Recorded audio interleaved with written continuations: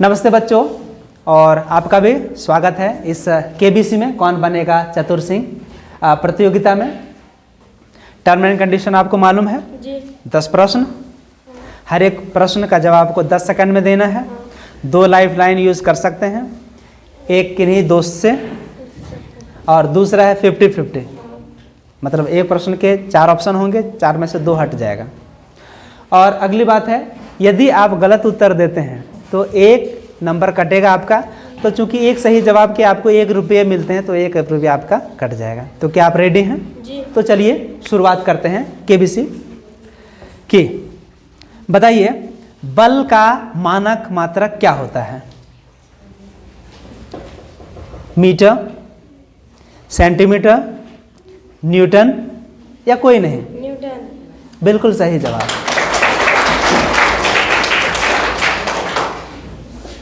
दूसरा प्रश्न, एक वस्तु पर कार्यरत बल उसकी अवस्था और किस चीज पर निर्भर करती है? सुनिएगा ध्यान से। एक वस्तु पर कार्यरत बल उसकी अवस्था और किस चीज पर निर्भर करती है? पृष्ठ। पृष्ठ की प्रकृति पर। बिल्कुल सही जवाब, बिना कोई ऑप्शन के इन्होंने जवाब दिया है। बहुत बढ़िया। अब बढ़ते हैं अगले प्रश्न की तरफ। तीसरा प्रश्न फेस करने के लिए रेडी हैं? जी। ठीक है। स्त्रियों में होने वाले मासिक स्राव की सामान्य अवधि क्या है? विकल्प हैं 22 दिन, दूसरा 14 दिन, तीसरा 35 दिन, चौथा 28 दिन। 22 दिन। कंफर्म है क्या? हाँ। कंफर्म है?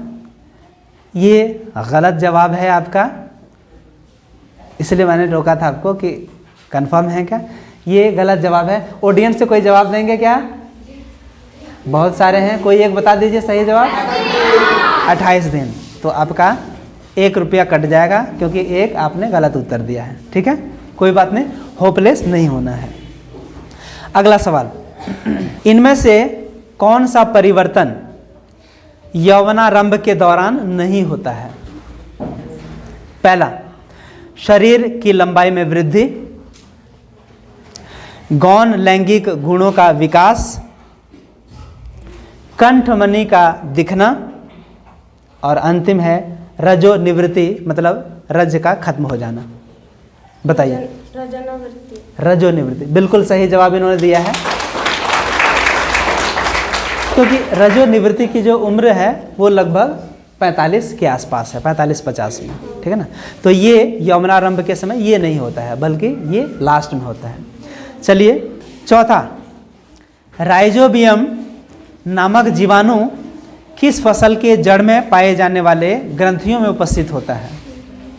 वो फसल है रेशेदार फसल, फलीदार फसल, अनाज फसल, इसमें से कोई नहीं। फलीदार फसल। फलीदार फसल। बिल्कुल सही जवाब।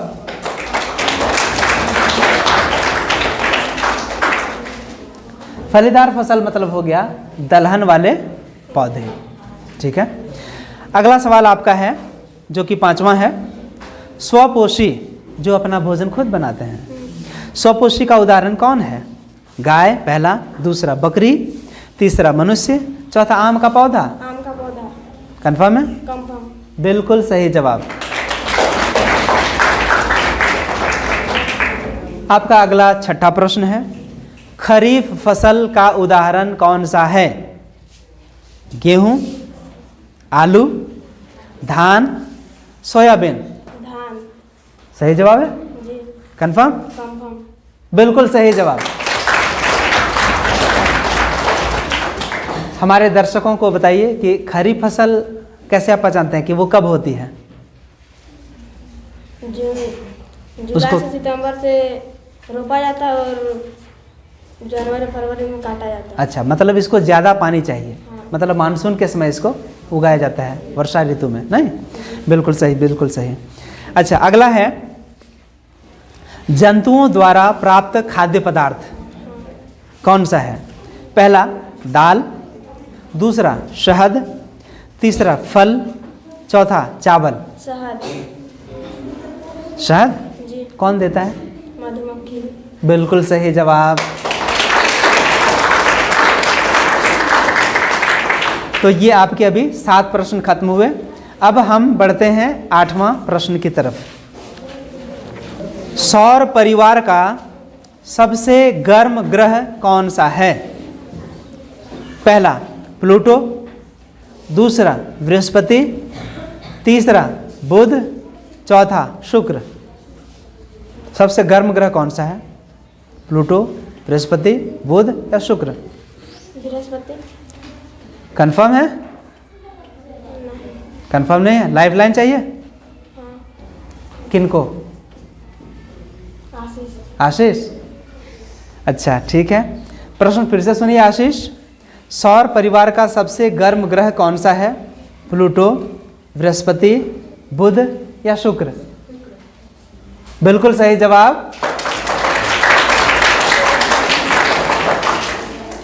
ये 8वां प्रश्न था। अब 9वां प्रश्न सुनिए। निम्नलिखित में कौन सा बल सौर परिवार के सदस्यों को बांधे रखता है? सौर मंडल में जो परिवार है आपस में एक दूसरे को बांधे हुए रखता है। कौन सा बल? चुंबकीय बल पहला, दूसरा विद्युत बल, तीसरा गुरुत्वाकर्षण बल, चौथा नाभिकीय बल। गुरुत्वाकर्षण बल। कंफर्म है? जी।